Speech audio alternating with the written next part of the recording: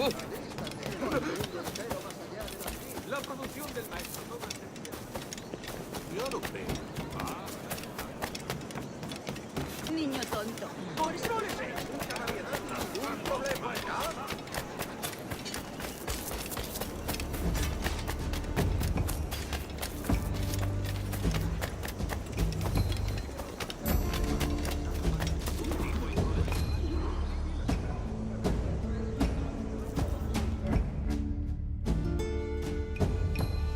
Buenos dias. Mr. Duncan Walpole of England to see the governor. I believe he is expecting me. Sí, señor Walpole. Entre, por favor.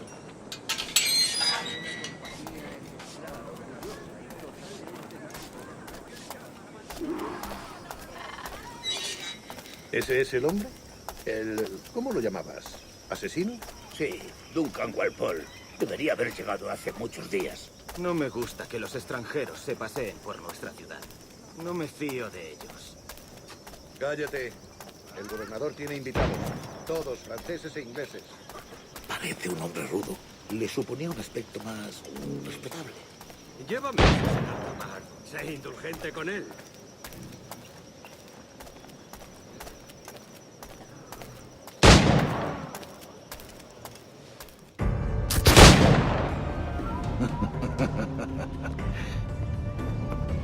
Good morning, sir. Would I be correct in thinking you are Duncan? I am indeed. I thought as much. Woods Rogers. A pleasure. The same. I must say, my wife has a terrible eye for description. I'm sorry. My wife. You met her some years ago at the Percy's Masquerade Ball. Ah, quite. She called you devilishly handsome. Obviously a lie to stoke my jealousy. Julianne, our guest of honor has arrived, Mr. Duncan Walpole. Ah. Julien Ducasse. I hope your conversion to our order is an honest one. I have no love for assassins, but even less for liars. I have not come to disappoint. Up for a bit of sport, Duncan?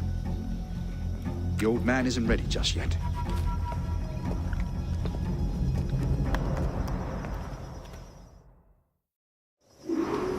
You've got my two best pairs of matched pistols, Duncan, so handle them with care. If I had 8, I'd treat each as my own son. Pull off a few shots if you like, get a feel for it. I once fought beside a man who carried 9 on his person. They were a boom in battle, but hindered his ability to swim, sadly.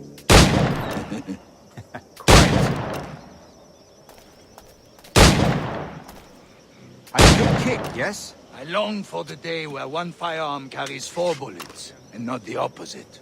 I have a friend in England you may like to meet, Julian. James Puckle. He's working on something extraordinary. Magnifique.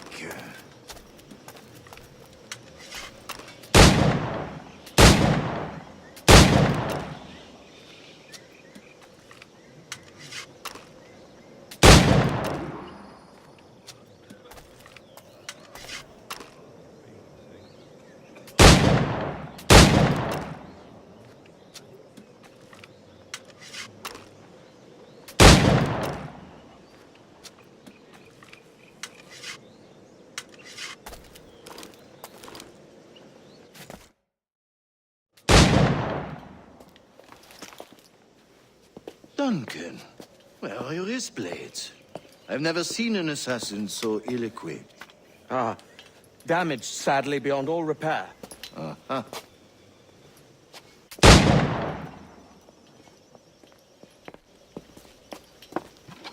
Have your choice.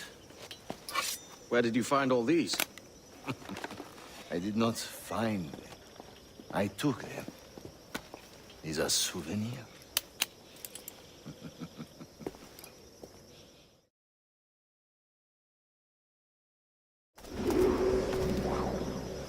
Two blades, as is the custom, oui? Custom, aye. Duncan, will you indulge us with a demonstration of your techniques? Well, We must. We put together a training course in anticipation of your arrival. It would be a shame to leave here without seeing you in action. Yes, of course. Well, I mean, if there is time, I would gladly, show you what I know. Here. You see? Situations well suited to your skills. Have a go. A blade in a crowd is always the simplest. Nothing grandiose, just quick and clean.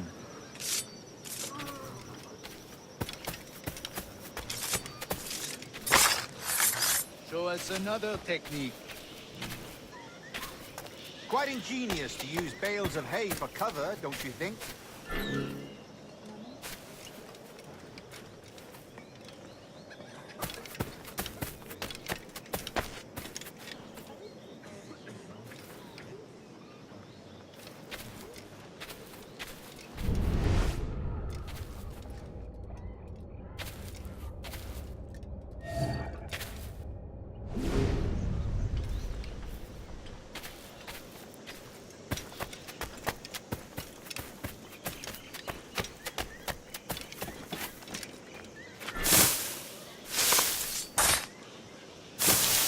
God, that's the spirit. Secrecy. The advantage of surprise cannot be overstated. The assassins have trained you well, Duncan. You chose a perfect time to leave them behind. At great risk, I imagine. Betraying the assassins is never good for one's health. Well, neither is drinking liquor, but I am drawn to its dangers all the same. And what is your business here, sir? Are you an associate of the governor's, or a pending acquaintance like myself? Guns, blades, cannons, grenados. Anything that may kill a man, I am happy to provide. A smuggler of sorts. And how is your wife these days, Captain Rogers?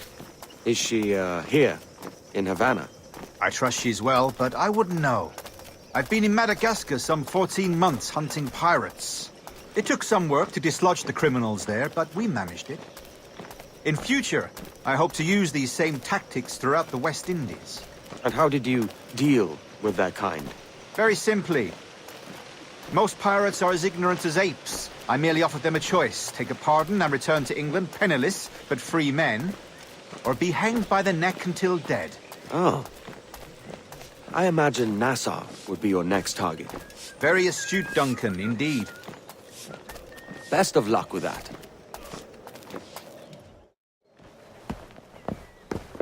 Grandmaster Torres!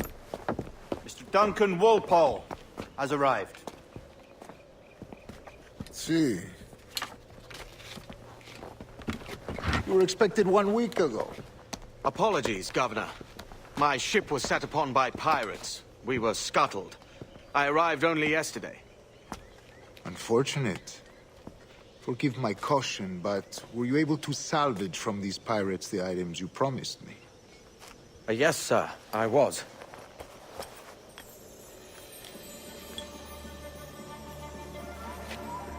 Increíble. The assassins have more resources than I had imagined, but not nearly enough to deter us. It is a pleasure to meet you at last, Duncan. You are most welcome. Come, gentlemen. We have much to discuss.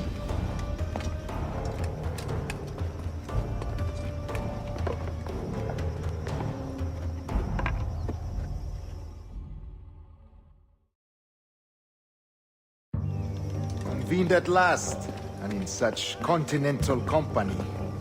England, France, Spain, citizens of sad and corrupted empires. But you are Templars now, the secret and true legislators of the world. Please, hold out your hands. Mark and remember our purpose. To guide all wayward souls till they've reached the quiet road. To guide all wayward desire till impassioned hearts are cool. To guide all wayward minds to safe and sober thought. By the Father of Understanding's light, let our work now begin.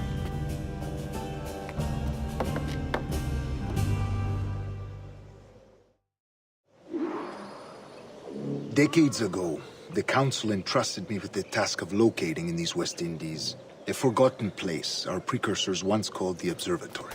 See here. Look upon these images and commit them to memory. They tell a very old and important story. For 2 decades now, I have endeavored to locate this observatory, a place rumored to contain a tool of incredible utility and power. It houses a kind of armillary sphere, if you like. A device that would grant us the power to locate and monitor every man and woman on Earth, whatever their location.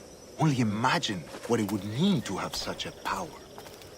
With this device, there would be no secrets among men, no lies and trickery. Only justice, pure justice. This is the observatory's promise, and we must take it for our own. Do we know its whereabouts?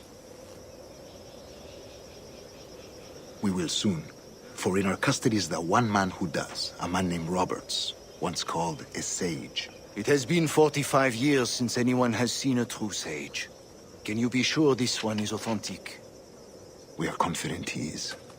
The assassins will come for him. Indeed they will. But thanks to Duncan and the information he has delivered, the assassins won't be a problem for much longer. All will be made clear tomorrow, gentlemen, when you meet the sage for yourselves. Until then, let us drink. Let us find the observatory together. For with its power, kings will fall, clergy will cower, and the hearts and minds of the world will be ours.